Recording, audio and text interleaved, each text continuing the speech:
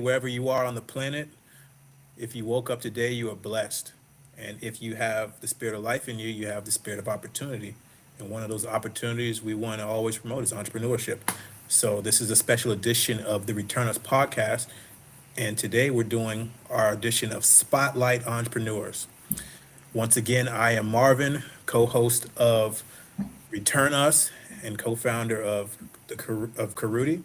I got my man Will here. Hey, how's it going? William McCoy here, co-founder of Karuti and co-host at the Returns Podcast. Appreciate that, guys. Guys, we have a very special guest.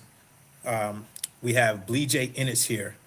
He is the CEO and principal architect of the Enkimba Group. Let's give him a round of applause. And through this conversation, we're going to talk to Blee J as he's doing amazing things. As you know, we've been rolling out the Karuti platform, and we have entrepreneurs onboarding as we speak. So, Blee J has been doing some very amazing things across the continent, and we want to get to know him and get to know his story. So, without further ado, again, we'd like to introduce Blee J Ennis. Blee Thank J, you. Thank you. welcome. Appreciate it, Marvin. Appreciate it, Will. It's a pleasure to be on this platform and to be speaking to you. Two great, aspiring, and motivating entrepreneurs as well. So thank you for having me. A pleasure.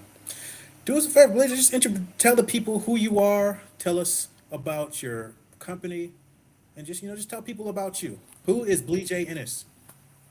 Absolutely, man. Name is Blee J. I'm glad, so everybody is able to pronounce it and say it the right way. Blee J. Blee J is it's a Bassa name from the Bassa tribe in Liberia. So I was born in Liberia, West Africa. And the name Blije means in my language for my home's sake or for the sake of my home. Nice. So I am deeply used by my name. People have a saying that the name you give your child uses you. So, the name Blije has definitely used me with my passion for the continent, my passion for Liberia. I am the CEO of a real estate development firm, a design, build, and development firm called Akimba Investment Group that is headquartered in Liberia. We have a subsidiary, a sister company in Ghana that we do work through in Ghana, and then we're also registered here in the U.S. So we're primarily focused on both primarily vertical construction. So that is residential, commercial, industrial, mixed use, whatever it is. If it's a building, we're able to design and build it. And Liberia is our primary market for now. Liberia and Ghana are two primary markets, and the hope and goal is to be able to expand throughout the region and hopefully have a footprint throughout the continent. We see ourselves as a Pan-African firm, not just a Liberian firm, but we're hoping to be able to grow and to be able to bring on people from different countries as the company hopefully expands. That's beautiful. So you have So construction, vertical Bridget, integration. Go ahead, Will. oh, no, go ahead. Can you tell us a little bit about briefly about your early life? Because I know speaking to people, every entrepreneur generally has a journey. Something sparked in your early childhood that led you to this path. Can you tell some people maybe who are not familiar with Liberia and personally with your young upbringing and how you came to be what and who you are? Yeah, absolutely. I think the journey, early childhood definitely shaped me into who I am and who I'm still becoming today. I was born in Liberia and I left Liberia when I was 7 years old in 1996, during the Civil War that broke out during that time. So early childhood, my memories of Liberia was family, was love, was stability. Even though when I was born, during the 80s and the 90s, this was a period of war as well, when the country actually really engulfed in war. But as a young child, between that period of 1990, when things subsided, to 1996, there was peace and stability for most of my childhood. And what I knew was being surrounded by family, being surrounded by love, had familiarity with buildings and schools and things that I knew as far as my way of life. And, that was disturbed in 1996 on Easter morning when my family and I went to Buchanan. We were living in Monrovia at the time. We went to Buchanan for Easter Sunday, Easter service, and we would never see home again. We would never see Monrovia again, our home. And the rebels had attacked Monrovia, so we weren't able to go back home. And I would say that was the beginning. We were blessed, through connections and relationships that my family had. We got evacuated to Sierra Leone, where we were in Sierra Leone for a while as refugees until we had an opportunity to come to the U.S. So that was really, I would say, the foundation of shaping my journey and my desire, my passion of wanting to contribute back home. Definitely. Thank you for sharing that.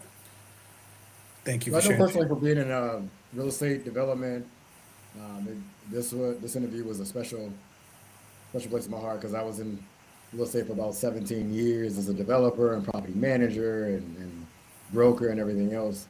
What got you into the real estate game? Man, real estate was something that I found my way into. Was something I didn't really know much about. My early connection to real estate was just my mom. My mom was a real estate agent, ended up being a real estate broker. She went from working with Coldwell Banker to, she was just, I get my entrepreneurial spirit from my mom, I would say. She said, hey, I want to start my own thing. She worked with a firm for a while and didn't get comfortable or complacent and started her own firm where she was a one-man shop, a one-man brokerage, and she was doing well until the market crashed, in the 2000s. But that was my initial introduction to real estate. But I say I really got into it passionately for myself after. So I graduated college. I was living in Los Angeles for a while, and then I had an opportunity to move to DC. So when I moved to DC, a friend of mine who was in real estate was working with a company in DC called the CoStar Group. So CoStar Yeah, does, yeah. So CoStar does real estate marketing, analytics, yeah, data, and everything like that. So I started at CoStar as a researcher. So I was working, doing research at CoStar, researching properties and owners. And then I started, and I got in the sales side. And I got in the sales side. And I'm generally somebody who just likes to learn. As I was building relationship with clients who I was dealing with, I started learning about their real estate journey. So we were dealing with brokers, we were dealing with owners, we were dealing with developers.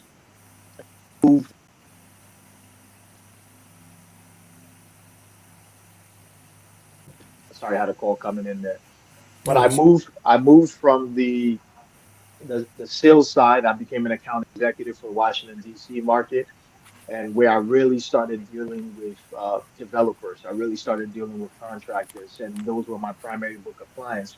And as I built relationships with them, I wanted to understand, how did you get here? How did you build this massive company? How did you become successful? With what you're doing. And with what you're doing, and it got to a point where it got to a point for me where there was a genuine interest in the industry. And then as I started traveling back and forth to Liberia, and as I was going back and forth to Africa, I started seeing that there was a demand and there was a need for real estate. And there was a tremendous need, and I saw people who were succeeding in the space in Liberia. So Liberia was on a rebound. This was the time that Ellen Johnson Sirleaf became president. People had just started returning back home, and companies started going back. And I got to Liberia, and I saw that there was a huge demand, but the people who were creating the supply were not people who looked like me. Mm, Were not people who there was no representation. And I think in real estate in general, African Americans, especially Africans, we lack representation in that industry in general. But to go home to your own country and see that there are people who are not even represented in this space was a major thing that struck a chord for me. And I became, just kind of infatuated with the fact of wanting to say, hey, what can I do to go back home? What can I do to contribute some of what I've learned, some of the knowledge that I've been giving from clients that I build relationships with to be able to do something back home? And that's where it was really birthed. I didn't go to school to be an engineer. I didn't go to school to be an architect. I didn't go to school to be a developer. I stumbled across it and I became passionate about it and said, hey, I want to build a successful development firm. I want to build a successful construction firm. and every day is a learning experience. Amen. You touched on some key points. You're operating in a post-crisis environment, a post-war reconstruction environment. What challenges as an entrepreneur were did you face, and what were the pros and cons when you went back and you established your idea? What challenges did you face, and what were the positive aspects of that as well? Man, I always have from that experience, I was saying, go with passion, but go with a plan. Yeah, I became impassioned. I was a passionate entrepreneur. I said, man, I want to do this. I'm going to go to Liberia. I'm going to start this. I'm going to do this. And then it humbles you really fast because you realize that passion is not a plan. All right. And of saying, okay, how am I going to sustain myself? There was a certain point of time where I had quit my job, yeah, didn't tell my parents, didn't tell anybody. I quit my job and started living off of my savings. And yeah, within a few months, that was wiped out really quickly. And I realized that, man, in order to be here, it's not like doing business in America. You need to be on ground. You need to build real relationships. You need to see who are people who are for the short term, who are people who are for the long term. You need to scope out opportunities. What are partnership opportunities? And those things are things when you're not making money, you can't sustain your business, right?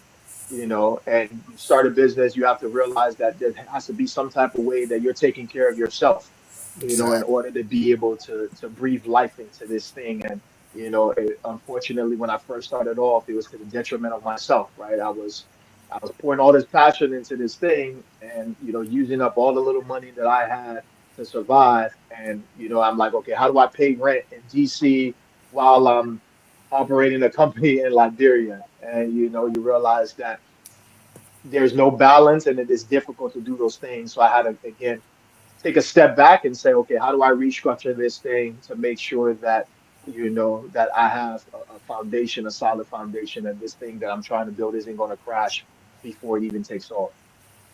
Yeah, that's man. You just described the entrepreneur struggle. I think people can really appreciate that. A lot of things. What you said really resonated.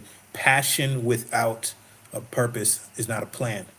As entrepreneurs, generally speaking, we're altruistic people. We have big hearts. But thank you for Sure, highlighting the fact that you have to articulate and detail the plan in order if you're going to execute it successfully. absolutely. A lot of times in entrepreneurship, right? A lot of entrepreneurship, you can have a plan, you can do all those things, but you know, what did Mike Tyson say? Everybody has a plan to get punched in the face. Exactly. So a lot of times in entrepreneurship, you're going to come against things. What are the things that you had a plan for? Maybe when it comes to specifically Liberia, because we focus heavily on the continent of Africa, and obviously we love Liberia because of our roots. What things did you plan for in Liberia, but then had to make adjustments for once you got there? Man, doing business in Liberia, I think in the African continent, most people will tell you that you can wake up in the morning with a plan, but it's never gonna pan out that Right. way, right? And that's just the nature of how it happens. And I would say, one of those things, and even starting off a business earlier, everybody wants to do something, but everybody isn't ready to do something, right? So, for me, I remember one of my first clients and trying to do a construction project for. I was trying to find clients and trying to find something to start. And you had high hopes. Oh, it's finally about to happen. I'm finally about to get my first client. You write proposals and you're doing all of these things, and you're ready. And now you're outlining kind of what you're going to do with that capital and all these different things. And then it went from like 4 to 5 months of trying to set something up to it completely not happening. Yeah. To that client disappearing, you're not Yeah. hearing back from that client, hearing back from that client again. Things like registering a business. Sometimes you go in and say, okay, today I'm going to go to the business registry to register a business. Something that you thought was going to take 30 minutes to maybe an hour, ends up being a month-long process because this person isn't in the office to sign this document. We need Yeah. no, you need this one particular person to sign this document. Well, you can't issue me a certificate without this person's signature. No, this person needs to be here. And then there's all of these different stories and things that just drag out, that drag out for you. So Those were, those are just some small incidences. Obviously, there's so many more that I'm still dealing with to this day. But those were just examples of trying to strategize and say, okay, I thought I had it all together. I thought I knew how this thing is going to end, but then Africa, being Africa, it throws a wrench, in what you're doing. So how do you, Bleej, how do you navigate financing different regulatory bodies from the different countries? Because you're in more than one country. So how do you deal with the challenges of dealing with different regulatory agencies, and also how do you deal with fundraising? Yeah, primarily, like I said, Liberia has been the anchor market for us. The work that we're doing in Ghana has been through a partnership that we established with our Ghanaian counterpart when they were already established and then do a project and had a book of clientele, and that's been a great relationship. A lot of my focus has been what we're developing in Liberia. And one of the strongest suits, I think, wherever you are in the world, networks, your relationships, your network and your relationships are key and important. And for me, I realized that I knew what my strengths were and I knew what my weaknesses were. I was not going to be the one that was going to be in front of every regulatory body and in every office, and I realized that very quickly. All right. I'm Liberian, but I also grew up in the U.S. for most of my life, and I'm coming back now, and there's a cultural difference that I have to relearn. I have to relearn the culture, relearn how things are done, and you realize that you waste more time when you try to put yourself in front of everything and try to get it all done and try to understand it. So I realized that I had to find trusted people. I had to hire trusted people who understood, who had the relationships in the different ministries, who understood tax code, who understood all of these different things, that they would help to educate me, on these things in order for there to be progress. And I knew that I had to learn to empower people. I had to learn to trust people in order Yeah. to be able to do those things. So I would say that was a strong suit for me, engaging people and reaching out to people, learning from people, trying to build relationships with people, and that's a never-ending process, even when it comes to financing and fundraising. You realize that you have to reach out to people who have those expertise, those people who have those skills. And how do you bring those people in? How do you build relationships with those people so that they see value in what you're trying to do? You got a Amen. couple things. I totally agree with you on that. You know, letting go, not trying to be on the forefront of everything. It's hard when you're the entrepreneur, right? Like you, for a long time, you're used to doing that, right? A Yeah. long time you're used to it being only you, and then you have to learn how to realize, kind of like let go of the reins, so that you can be more effective, right? Which is be the leader, be the visionary, and everything else. You got some amazing projects going on. So tell us quickly about those projects that you have going on. Yeah, so on the contracting side, so one of the things for us when I first came back to Liberia, we were Akimbo was registered and we were trying to go the development route, and we realized that obviously as a developer, there's a lot of work that goes into it, everything from structuring JVs and finding sites and finding funding for your project. All of those things were very difficult, and the low hanging fruit was construction and contracting. So I was working with a partner to work and do business development for a construction company at the time, and that's how I got my foot in the door in construction. Started hiring. I hired most of the people who were working with us, and brought on a lot of the right people. Brought on a lot of wrong people, but brought on a lot of the right people as well. And eventually we started doing private projects for clients. We did projects for NGOs nonprofit organizations, and the like, and started doing design build projects for them.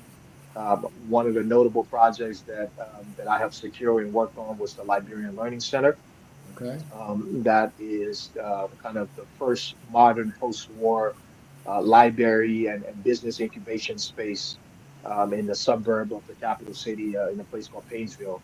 Yeah. So that was a partnership between the organization that owns the project and the local and the Liberian government for them to secure the site.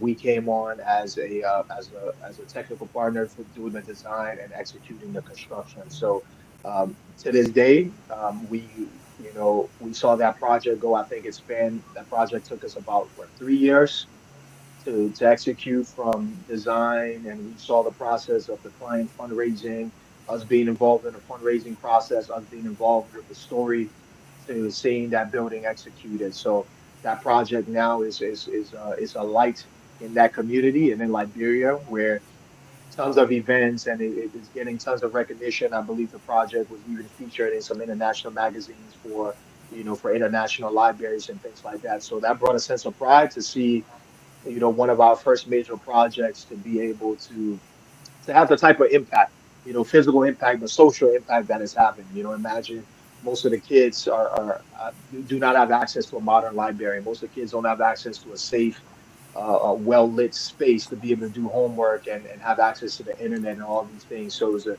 amazing vision by our client, but also exciting to see that my team and I were able to execute that project and to help bring that project to life. We're also undertaking currently a townhome development called Atlantic View Residences. So Atlantic View Residences is a 14-unit townhome community, also in the suburb of Painesville, so steps away from the ocean. And our vision for that, what's that? So that's what I'm talking about. Steps away Oh from the yeah, ocean. man. Yeah, steps I away from want the to hear it. ocean. So ocean view living. So it's 30 minutes to the airport and then another 25 to 30 minutes Okay. to the city. So very, very prime location. So again, our vision for that project was we saw a need for housing. There was no planned housing, no well laid out housing in Liberia. And we had this site that we own. And we realized that you have two options when you're in development. You're looking at, okay, what's my strategy? Is this a design, build, and hold, or is this a build and sell, like property that we're going to sell? We knew that we wanted to do residential.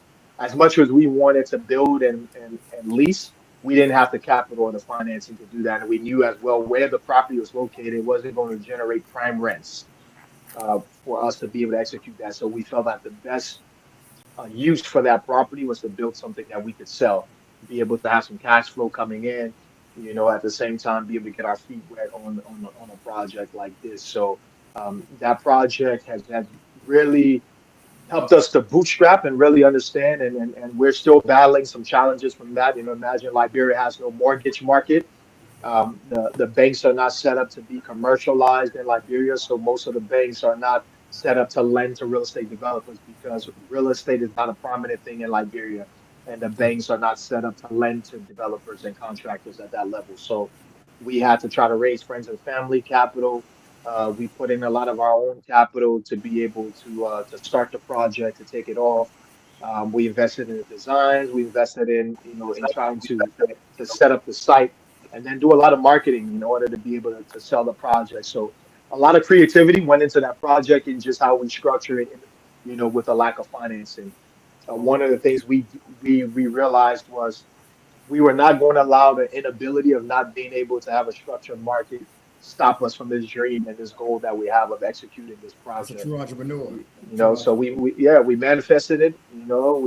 We prayed and said, hey, this thing, we're going to make it happen one way or another. We know we're going to have challenges, but once it happens, there's no stopping it, right? So for us, even the groundbreaking, we had the former U.S. ambassador at the time. Government officials came and showed up to our groundbreaking and were part of it, and that's when we realized, like, this is real.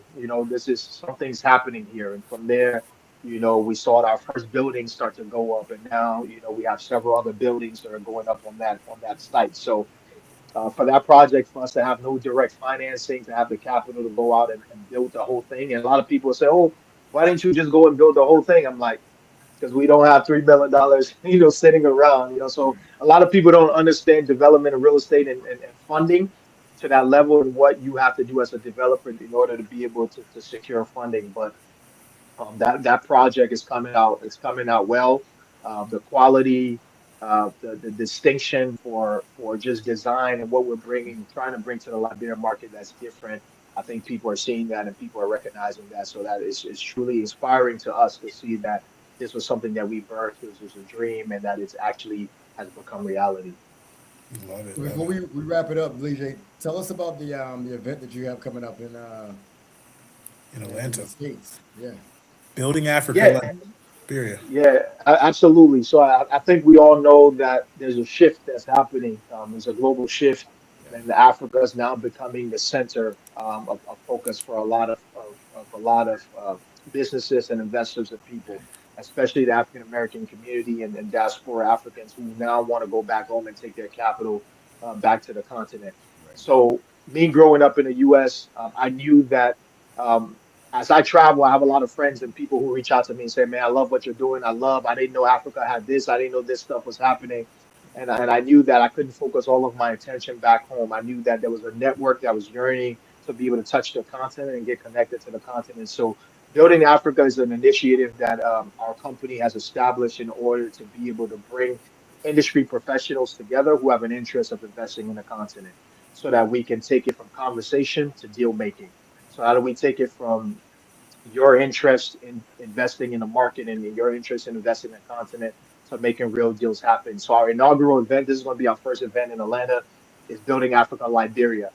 So we're focused on spotlighting Liberia as an investment destination for various real estate and investment types, not just for physical builders, but also for financiers. It's a market where if you're into lending, opportunities to establish banks, to establish lending institutions in the country. So we're going to educate people in the Liberian market, educate them on some of the projects that we're working on, and then look at opportunities for joint ventures or partnerships in the market. And this is something that we're going to do quarterly. Hopefully, we're going to take it to other cities as well. And then we're going to end it and cap it off at the end of each year with a site visit, a market visit. So we're going to take people to Liberia, to these different countries that we'll spotlight so that they can get on the ground, see real opportunities, see the projects that we're working on, and hopefully we'll be a conduit to a lot of partnerships and a lot of amazing things happening in the development space. Where can people find you, Lige? So I'm on Instagram at Mr. MR_Innis, INNIS. Also on LinkedIn, Bleejay, BLEEJAYINNIS. Same name on Facebook. So I'm not hiding anywhere. Very, very visible and open and ready to connect with those who are like-minded and those who also have the same passion and vision for the continent. Hey, man, we truly, first of all, a round of applause, everybody at home. Bleacher, we thank you. Thank you. Thank you Thank you as for well. all you're doing. As a Liberian American myself, we share a similar path and a similar story. I came to the country in the 90s. And so it's just good to see like-minded people make an impact and, just providing opportunities for growth for our people. So we truly spotlight and thank you. So, and if you're watching back home, this is what we're going to continue to do. We're going to also highlight entrepreneurs who are making impact on our edition of Return on Spotlight. Once again, we want to thank Mr. Bleejay Innis for his time and sharing his story, his journey, and his path. Again, follow him on all social media platforms, and please support the Building Africa Liberia edition in Atlanta. And if you have any questions, always follow us on our social media platforms, returnus.com and Karuti.com. And most importantly, if you're an entrepreneur and you have a project, we're uploading and onboarding as we speak. So again, Bleejay, we thank you for your time, sir. Yes, And Thank brother. you. Appreciate it. Thank you, bro. everybody out there, just get started, make it happen. It's been Let's another go edition Africa of together. Return Us Podcast. Peace, love, and entrepreneurship.